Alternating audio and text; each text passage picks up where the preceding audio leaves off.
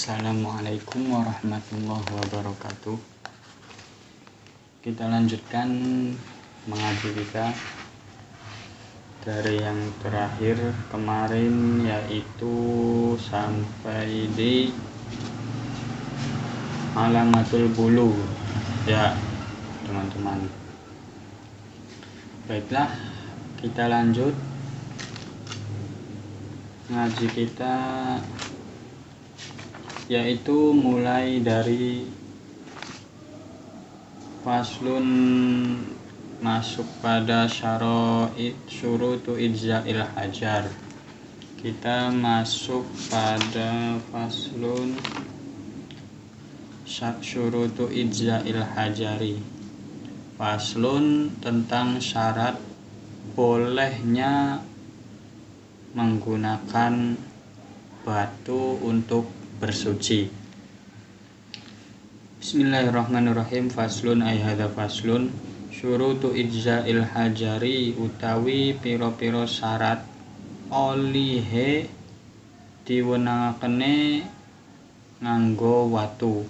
Iku samaniyatun ana 8. Syarat diperbolehkannya bersuci dengan batu itu ada 8. Apa saja? Yaitu ayyakuna rupane siji nyentaana opo hajar, bisalah sati ahjarin, kelawan 3 piro-piro watu. Yang pertama yaitu syaratnya adalah adanya kita menggunakan 3 batu. Kita lihat syarahnya. Syarahnya mana ini? Syarahnya ayyakuna bithalatati ahjarin.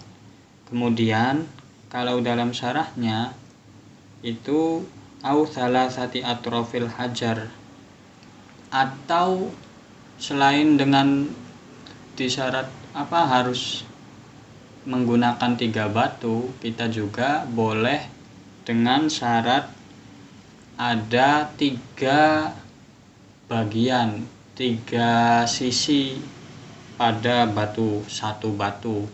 Boleh 3 batu atau 3 sisi yang jelas yang ada pada 1 batu. Jadi boleh 3 batu atau 3 sisi namun 1 batu.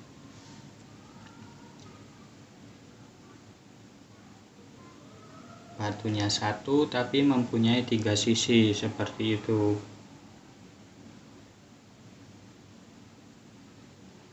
Ya, lanjut. Yang kedua, wa ayyunaqo lan nyenta, wa ayyung lan nyenta bersihaken opo salah satu ahjar al mahalla ing panggonan. Kemudian yang kedua yaitu syaratnya batu tersebut, media batu tersebut yang digunakan untuk bersuci itu bisa membersihkan tempat yang ingin disucikan. Tempatnya itu apa? Lubang PAB ya, seperti itu, atau lubang buang air kecil PAK, buang air kecil dan besar, pokoknya itu. Dengan syarat bihaitsu la yabqiya, dengan kelawan sakirane ora ana sisa opo al atharu labet, dengan syarat tidak tersisa suatu apapun. La yuziluhu kang ora ngilangaken opo hajar hu ing athar, illal ma'u angin banyu au sigoril khozafi. Nah, kemudian selanjutnya yaitu yang ketiga, kita masuk syarat yang ketiga ya. Wa alla yajifa, lan nyenta ora garing opo an-najsu najis. Kemudian yang ketiga yaitu syaratnya najisnya tidak garing, tidak dalam keadaan kering. Maksudnya gimana? Kotoran BAB atau BAK itu tidak kering, posisi baru keluar, baru selesai seperti itu dan langsung dibersihkan. Kemudian selanjutnya syarat yang tadi berapa? 1, 2, 3, 4 ya.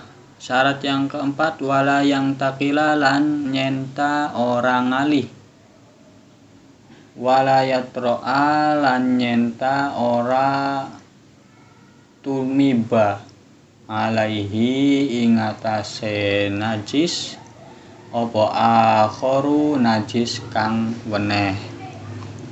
Kemudian selanjutnya yaitu syarat supaya tidak pindah ataupun tidak kejatuhan najis yang lain.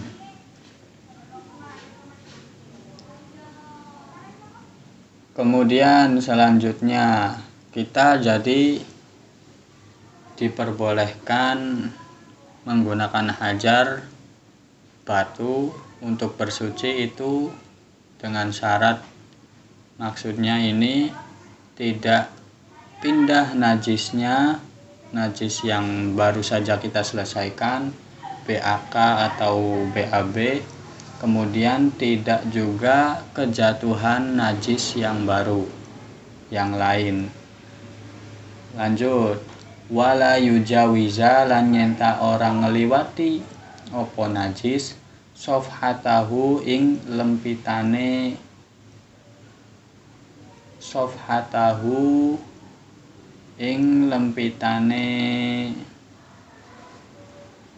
bagian pembuangan kita. Maksudnya ini bagian tempat BAB, buang air besar. Ai janiba duburihi, tegese samping-sampinge dubure wong sing ya yang orang yang ingin bersuci itu. Wa hasafatahu lan hasafahe wong. Jadi dengan syarat lagi, najisnya itu, najis yang dimaksud itu tidak melebar kemana-mana ya. Jadi najis itu tetap di sekitaran situ. Tidak misalkan kita buang air besar, tapi kotorannya itu sampai ke dengkul misalnya, atau ke betis, atau ke tumit, atau ke kaki, apalagi kalau sampai ke perut, ke dada seperti itu, wah itu susah itu. Caranya ya harus dengan air kalau seperti itu, mandi ya. Siapa sih yang buang air seperti itu kemana-mana kotorannya? Kan nggak itu ya, nggak sesuai kode etik banget seperti itu mah. Menyalahi kode etik kehidupan manusia umum. Udah aneh kalau buang air besar bisa sampai wah kotrat kemana-mana, bahaya cuy. Atau kencing sama saja, kencing seperti anak kecil dibuat mainan, wah bayangannya nggak karuan. Pokoknya tidak boleh kalau seperti itu. Lanjut, wala yusibahu lan orang ngenani hu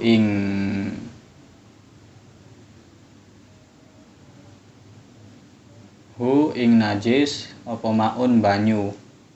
Wala yusibahu maun, yang dimaksud dalam syarahnya yaitu ghaira ghairu mutahhirin lahu, yang tidak mensucikannya. Maksudnya syarat ini yaitu agar tidak terkena air. Maksudnya air apa? Najis itu tidak terkena air. Maksudnya air apa? Air yang tidak bisa mensucikan najis tersebut. Kenapa? Kalau air sedikit itu kan kita tahu air yang sedikit kalau terkena najis maka air tersebut ikut najis. Tidak malah mensucikan najisnya, tapi malah najisnya bertambah. Ya karena air tersebut. Kalau air sedikit itu airnya yang ikut najis, bukan airnya bisa mensucikan najisnya. Seperti itu ya. Jadi contohnya seperti ini supaya paham. Ketika orang setelah buang air besar, tapi airnya itu yang digunakan untuk bersuci, kalau kita menggunakan air ya, itu hanya ada 1 gayung misalkan. Nah, 1 gayung tersebut kita gunakan dengan cara dikobok-kobok. Seperti itu, kobok, air bekas suciannya masuk ke gayung lagi. Walaupun kalau seperti itu ya, walaupun cuma 1 kobokan, 1 cebok. Ya, kita jelaskan dengan gamblang saja. Walaupun kita hanya gunakan 1 kali cebokan, tetapi bekas air yang sudah kita gunakan untuk cebokan itu kita masukkan lagi ke gayungnya. Nah, air 1 gayung tersebut berubah menjadi najis semua. Tidak bisa digunakan, tidak bisa untuk mensucikan yang lainnya. Jadi, kalau seperti itu, kita harus menggunakannya dengan siraman langsung. Siram, mengambil lagi. Siram. Yang penting bekas air yang baru terkena itu tidak masuk ke air yang ingin kita gunakan lagi. Seperti itu ya. Nah, jadi di sini kita mengerti mengapa syaratnya tidak boleh terkena air. Maksudnya seperti itu. Wala yusibahu ma'un, tidak boleh terkena air. Maksudnya kita tidak boleh menggunakan air yang tidak bisa mensucikan najisnya. Seperti contohnya tadi, air yang sedikit. Air sedikit itu kurang dari 2 kolah. 2 kolah itu ukuran 60 x 60 cm. Seperti itu. Kalau yang saya mengerti kurang lebihnya. Kemudian syarat yang selanjutnya yaitu wa antakuna lan yenta'ana opo al ahjaru piro-piro watu iku thahirotun kang suci. Dan syarat yang terakhir tentunya yaitu batu-batu yang kita gunakan untuk bersuci itu adalah sifatnya bendanya, medianya itu suci, di dalam artian tidak najis, tidak ada tainya. Contohnya dalam batu itu ada tainya, ada kotoran hewan apa misalkan, ya itu udah najis, itu tidak bisa digunakan. Seperti itu ya. Jadi itulah syarat-syarat kita diperbolehkan bersuci menggunakan batu. Kalau kita hitung yang pertama itu tadi kan ada 8. Yang pertama adalah kita menggunakan 3 batu. Yang pertama kita menggunakan dengan 3 batu atau batu yang mempunyai 3 sisi. Yang pertama syarat. Kemudian yang kedua wa ayyun qiya al mahalla.